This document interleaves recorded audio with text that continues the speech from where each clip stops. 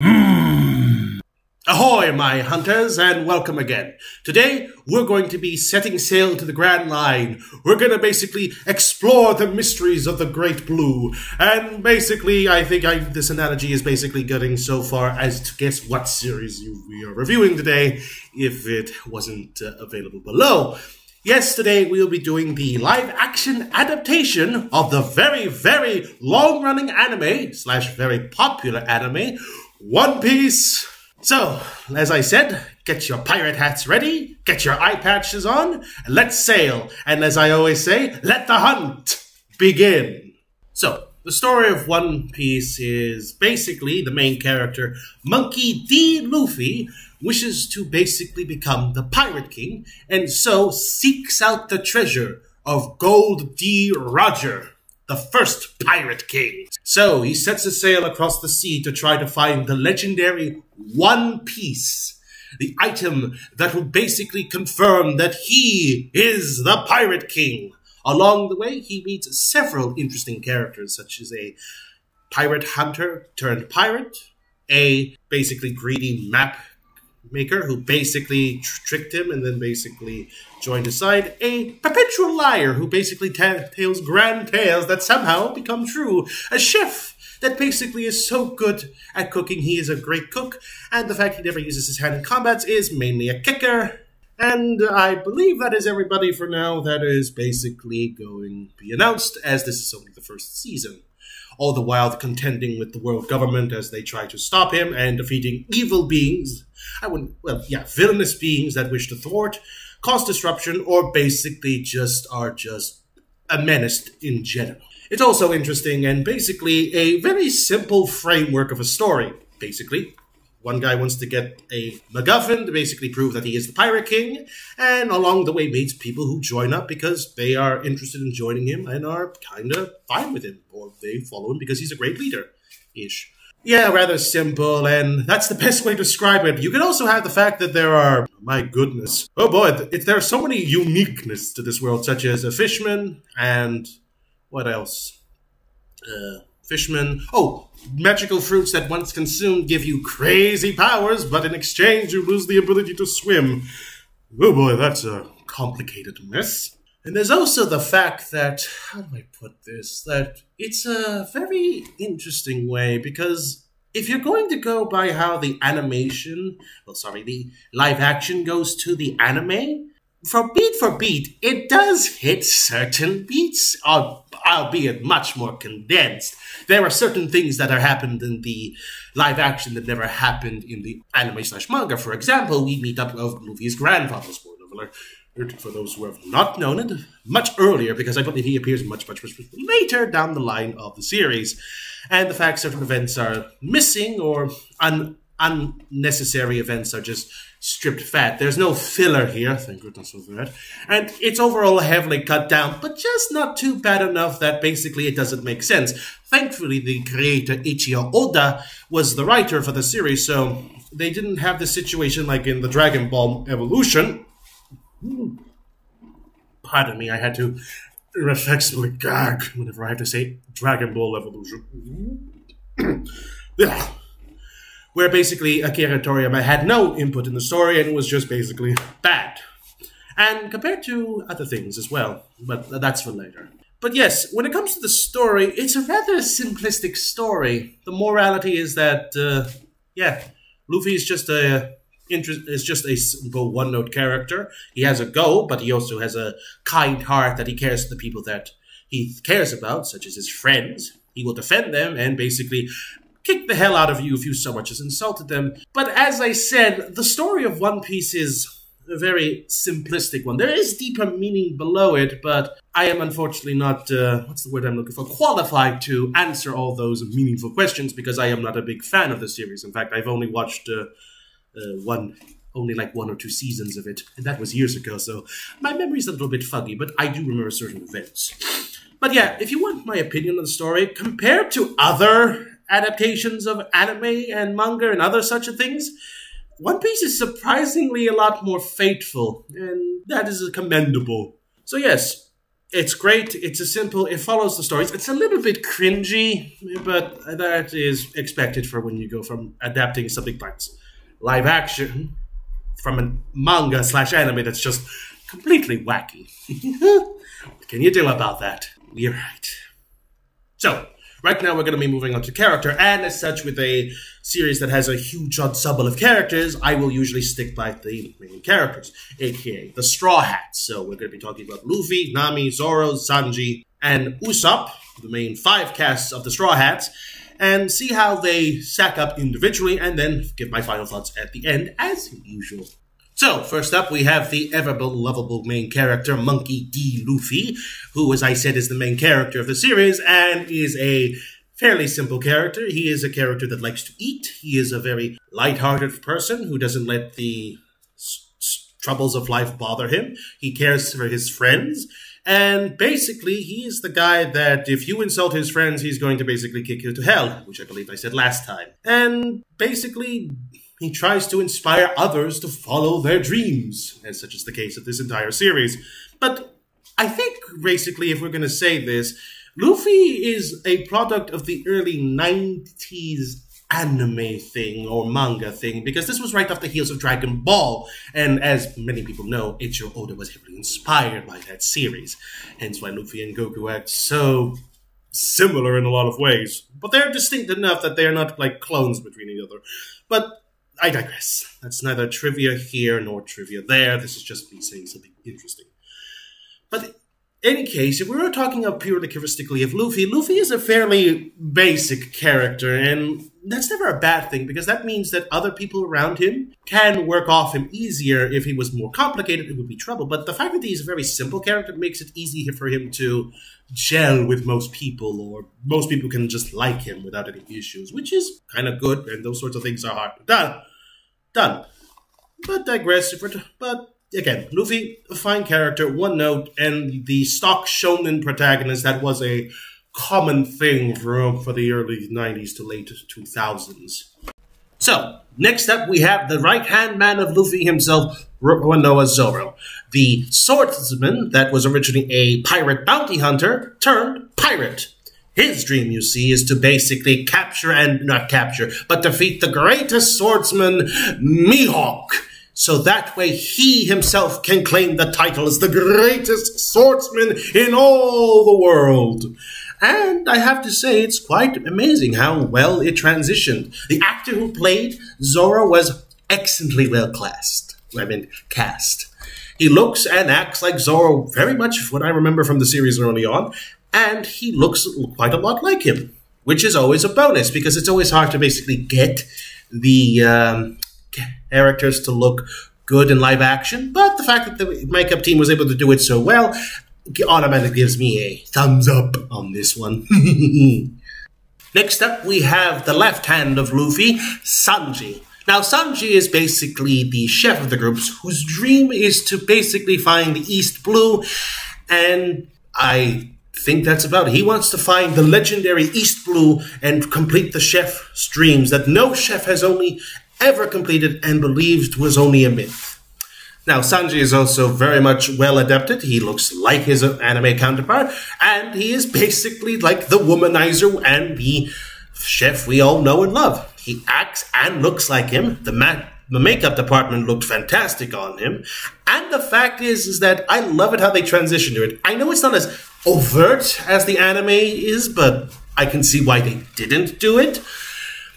But it's still subtly there, showing that he does simp over Nami. But then again, who doesn't? But anyway, the point what I'm trying to say is that Sanji is very much well portrayed faithfully in this series. He looks and acts like him, which is always, like I said with Zoro, a bonus to it. Next up, we have the other pirate, aka Usopp, and his dream is to basically be a brave warrior. Now, what makes Usopp interesting is that basically he's also a pathological liar. He tells great tales of heroism that he's never done, but surprisingly, a lot of the things he's actually said in the past have come true later on, which is a bit of a spoiler thing, but I think I'm going to not mention this in a second review. So no, because I'm not going to bring it up, but I'll talk about about that later. But regardless, when it comes to the faithful adaptation of this character, he's pretty much spot on. Okay, it's hard to get Usopp's big nose, but frankly, I'd rather take a good-looking actor to portray him than basically having a bad nose of a time. But that's my gish galloping. So yes, when it comes to Usopp, he is just everything we hope for. Lying, and basically a conniving, though. He is a very conniving fighter. He uses tricks and distractions in order to get his way, but I think that's always an advantage, and is always good in a fight. So yeah, Usopp basically comes along unscathed. And finally, we have the only lady of the Straw Hat Pirates, as of now, Nami. Now, Nami is an interesting case because she has an interesting backstory that her town was invaded by the Fishmen, Arlong and his pirates, and was forced to basically draw maps for them in order to basically conquer the sea. Now, Nami was a thief because she needed money in order to save her village from Arlong's tyranny and set it free. Of course, certain things happen. Arlong betrays her and basically forces her to lose all her money. Now, Nami is a sympathetic one, and basically, she has actually a lot of depth to her, surprisingly enough. It brings her compelling. Yes, at the beginning, she's a slyer, thief, and a cheater, but she sees herself as basically as a necessary cause in order to help bring good. She does want, I feel like she wants to be good, but the circumstances have forced her not to be good. I think she's very much deeper compared to the other characters, as of now, obviously, but I'm only going by what I see. But yes, I feel like the actress actually portrayed her very well, and in fact, I think out of all the Straw Hats, she looks actually the closest to the original counterpart, barring a few things, which I will not name for obvious reasons, because, you know, I want to be monetized. But I digress. I feel like Nami hits the bullseyes perfectly with how she's portrayed and how she looks. So yeah, I feel like that's all I can say about the characters. Closing statements now, everybody, as you should know. So, how do I think the characters, barring the Straw Hats, okay, including the Straw Hats, are adapted to the live-action setting in terms of the characters?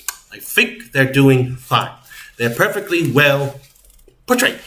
I can understand some people having criticisms with the characters and how they look, because, let's be fair, the art style is impossible to translate to IRL, so what they were able to do with the characters' designs and bring them up to modern day was perfectly fine. Well, I say live action, I should say.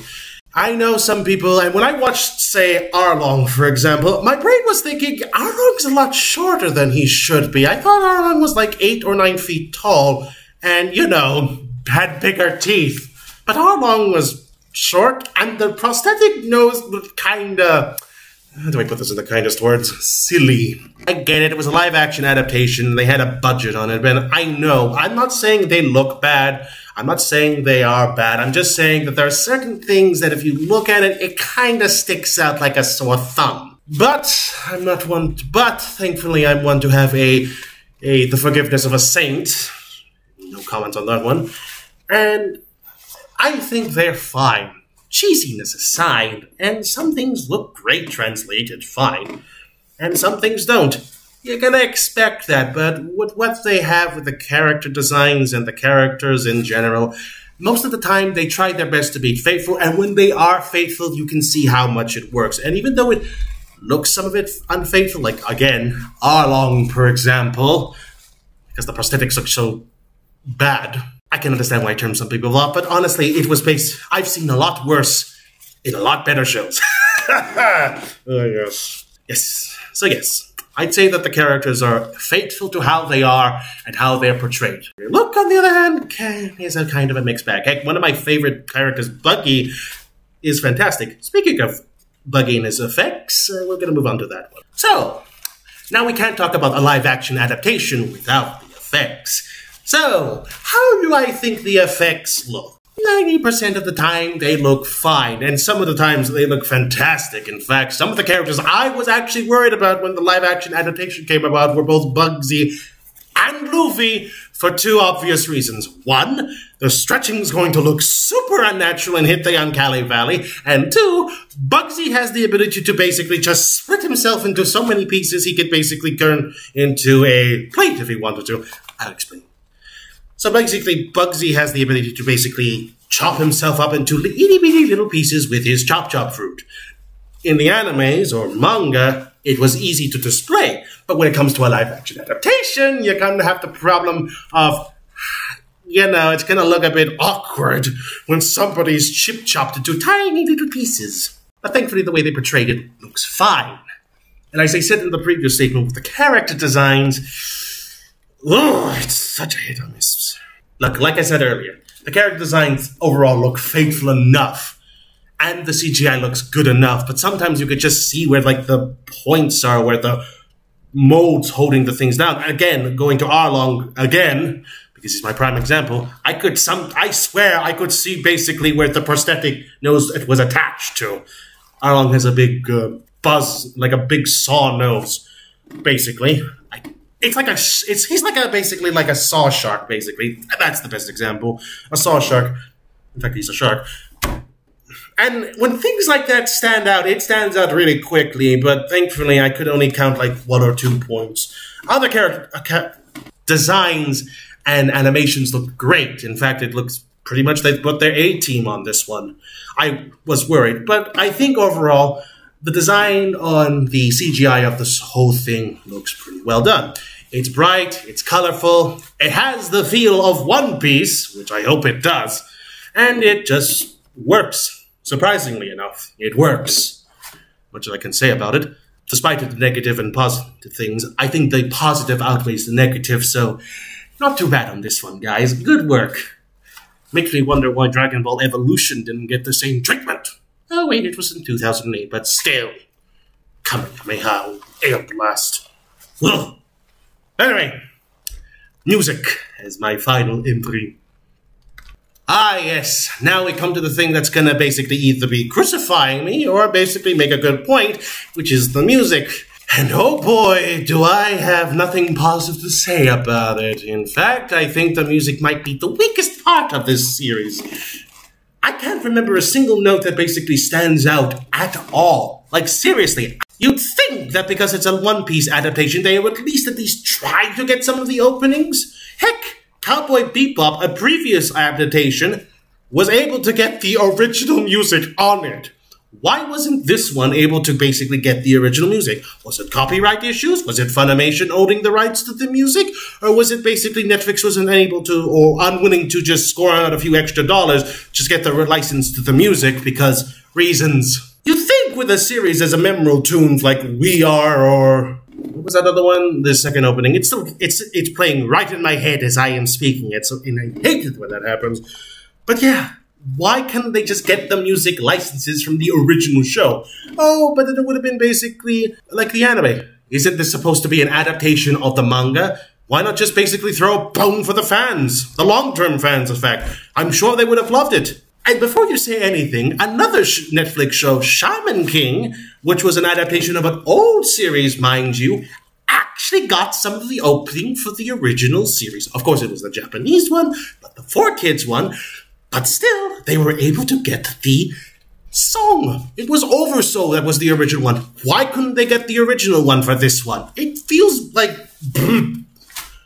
It has this Netflix opening, which is basically just a title screenshot of all the characters. And is it me, or these types of things tend to become more precedents than they usually are? Because I remember when I was young that there were good music at every opening just to get you hooked. I feel like these are becoming a rarity in the West. So yes, my humble opinion, the music is the weakest part of this series. And I really wish it wasn't, because One Piece actually had some decent tones. Not the live-action one, but the anime one had actually decent tunes. So, my final thoughts on this whole series of One Piece. Take note that I'm going to be, as I said probably at the beginning, to take note that I is not a fan of the series. If I haven't said that, I will say it now. I'm not the fan of the series. In fact, I have only watched up to episode 20 of the original One Piece anime. So, take my opinion for what it's worth. Well, this is more from an outside perspective on this whole series, and I have to say, this is the painful part. It's good. Yes, I had to say that One Piece, the live-action one, is good. In fact, now this makes me qualified to say that the anime is also good, but I won't get to that later, or if never. The point I'm trying to say is that, is this show worth for the new fans or for old fans? Or new people or old fans? Maybe for a bit of both. Old fans might actually get a kick out of it reliving the original childhood memories, which was penned by Eiichiro Oda, so you gotta complain that it's basically unfaithful when the guy literally penned it. New fans might find a way to finally get into this series because 1,000+ episodes is nearly impossible to finish in any form of reasonable time. However, there is the caveat that basically sometimes that you're gonna have these people that are gonna say, the anime is better. No, the new one's actually kind of faithful and it might actually be a good entry point. I stick on that side that the live-action adaptation is a good starting point. Thankfully, they've announced a season 2 of this series, so it's not going to be like Cowboy Bebop dead in the water as soon as it came out.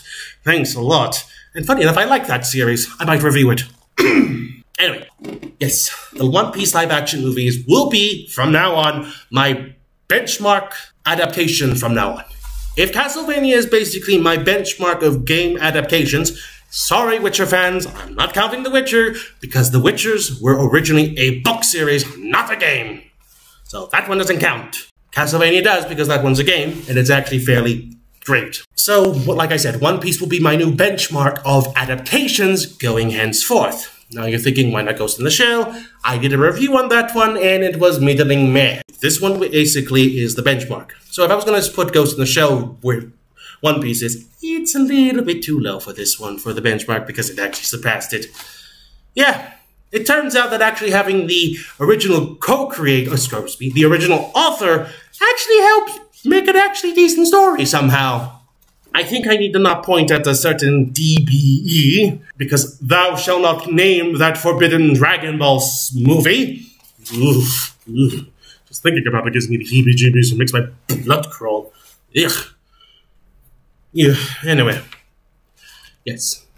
All my crystallines the series is worth. It's good. The characters are faithfully adapted. The settings are faithfully adapted. The scenery is faithfully adapted.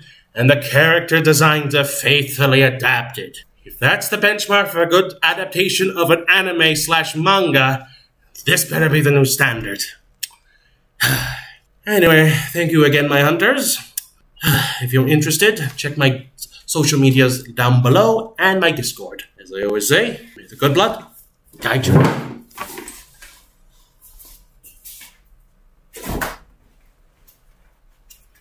I'd like to thank my Patreons for subscribing to me, and if you wish to help support me, my links are down below. Any and all support is appreciated, and I would like to thank you all for watching my video, and I hope you all have a good day.